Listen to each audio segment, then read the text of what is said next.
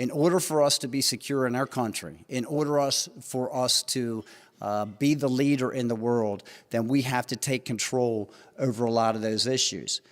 We have the ability to produce energy here domestically. Again, we need to open up the oil and gas leases on our federal lands. We need to open up the Keystone XL pipeline. That one pipeline would have produced 800,000 barrels a day of crude oil, most of which would have come from Canada, but 100 to 150,000 barrels a day would have been domestic production coming out of the Bakken oil fields in North Dakota and in Montana. And the problem is, when that got shut down, we were still importing 600,000 barrels a day of crude oil from Russia. So the Keystone XL pipeline in and of itself would have replaced that amount of oil plus some. And yet the president rescinded the permit to complete the construction. Besides the energy, we have to look at our other natural resources. While we have a environmental group that is continuing to try and force us all to utilize renewable energy in the form of wind and in the form of solar energy and in the form of electric cars, they refuse to recognize that in order for us to do that, we have to have a lot of other elements that are produced to help us get there. And they're refusing to allow that mining and that resource extraction to take place in our country as well, again, compromising our national security.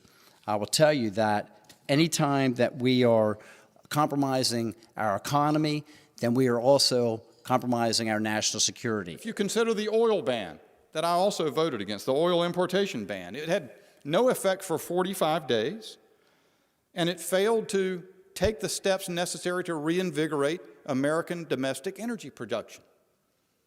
Republicans could have forced that to be in that legislation, but we did not.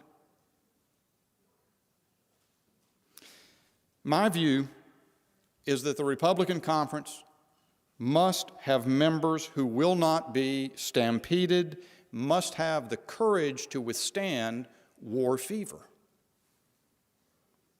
And we can't be distracted from our top priorities by war fever.